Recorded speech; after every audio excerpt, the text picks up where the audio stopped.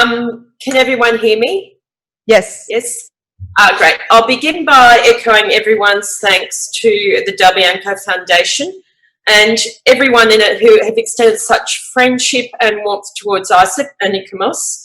And I'm very sorry Paolo is going.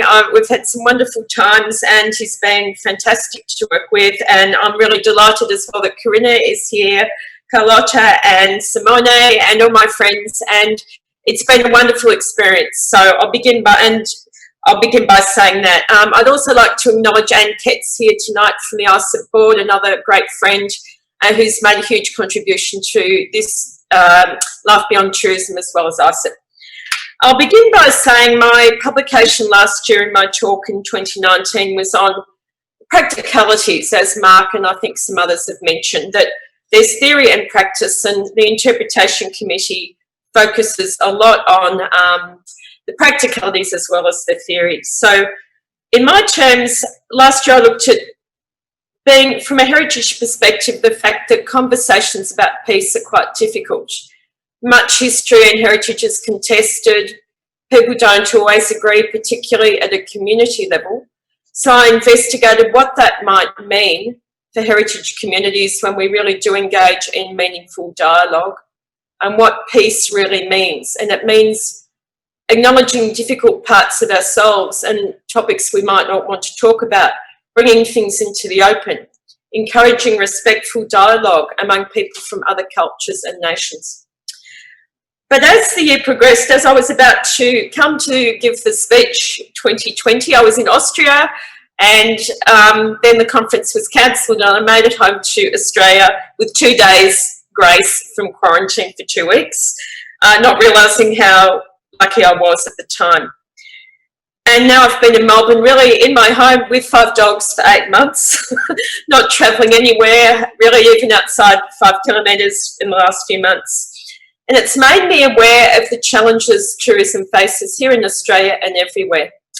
And it's led me to reflect on the form I think tourism might take as we enter a COVID and post-COVID world, and how Life Beyond Tourism can help with its model of heritage communities being at the centre of intercultural dialogue and of renewal.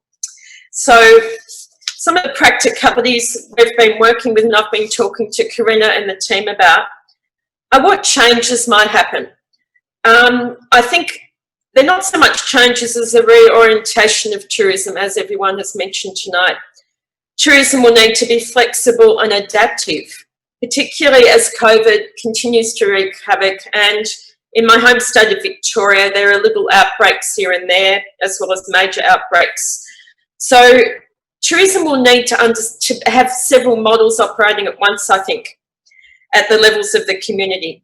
And I'll just summarise briefly some features of this world that we're now living in that I think will be, Life Beyond Tourism model will be important. Firstly, there'll be experience-based tourism that needs to take place in the absence of traditional tourism operations. In Victoria, and I'll speak because I've been here locked in the home, so I know all about it recently. There are no cafes, restaurants and so on. So there'll be a need to create tourist experiences that are independent of these traditional tourist restaurants and accommodations and galleries and museums where you can't go inside, but that lead people to be curious and excited about that place, so that when it can reopen, tourism can take place. So in a way, putting these seeds in place through experiences such as interpretation with walking, cycling, everything heritage-based with, say, trails and driving routes and so on, so that's the first layer, to get people still travelling to those places in a safe way. But once things reopen, community-based tourism will be at the centre of the new tourism offer, and that's been very clear again here in Australia. Research shows also that, that stories from local communities that are authentic create the most memorable and lasting experiences for visitors. So the ingredients are here. Life Beyond Tourism, as we know, has pioneered this model. And one question is, how do we have this dialogue if we can't meet face to face, or if we all have masks on and we're standing 1.5 metres away? It's not the same world. So, but there are solutions. Some of it might be virtual dialogue, as people have talked about tonight, communicating with training the communities, but also creating ways in which businesses can interact with the tourism economy as well. But that's very important at the moment. So it might be, one model might be that you might have a new driving or tourism trail to get people interested, and then connect with the local business that has a takeaway, as we call it here, or a picnic basket at a winery, something like that. But something where there can be a form of tourism and an extended length of stay and economic renewal at a lower level that leads to greater renewal as the businesses open up more. And another factor will be tourism will be online. So one of the things I'm working on is currently doing some tourism maps for the 14 villages in our Victorian goldfields, but they all have to be digital because things are opening and shutting all the time. So things have to be much more flexible and responsive than in the past, where we all printed itineraries and booklets and so on. Everything like that has changed. But I think also climate change last night at the advisory committee of ICOMOS was highlighted as the focus of ICOMOS in the future. And ICOMOS has asked all its committees to reorientate their focus. So interpretation in communities and in tourism needs to deal with issues such as climate change, and how we explain to visitors that their personal impact, their own actions have a very big impact on the world and that they can make a difference. And then how to have dialogues with the communities that need tourists, that were previously getting inundated with tourists from cruise ships and so on, which may again start, of course.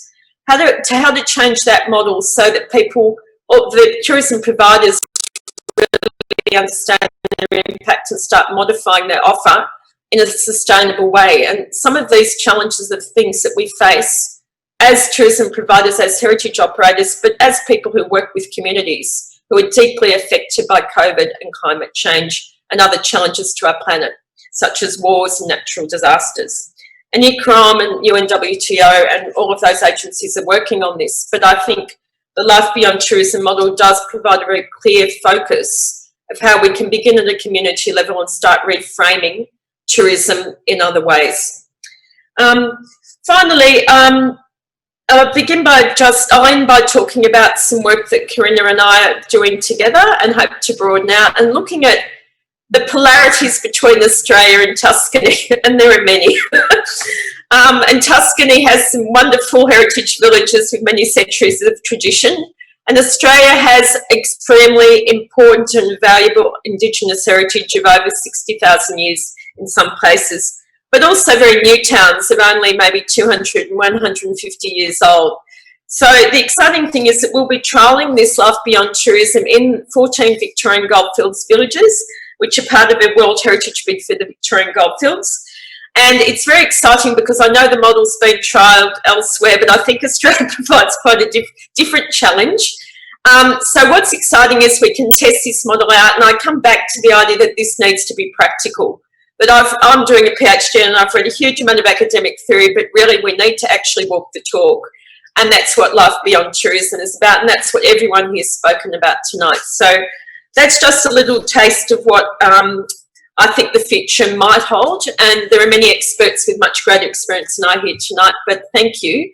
And I look forward to working with you at Life Beyond Tourism and hopefully some other people here on creating a new world for the tourism offer at tourism. Thank you.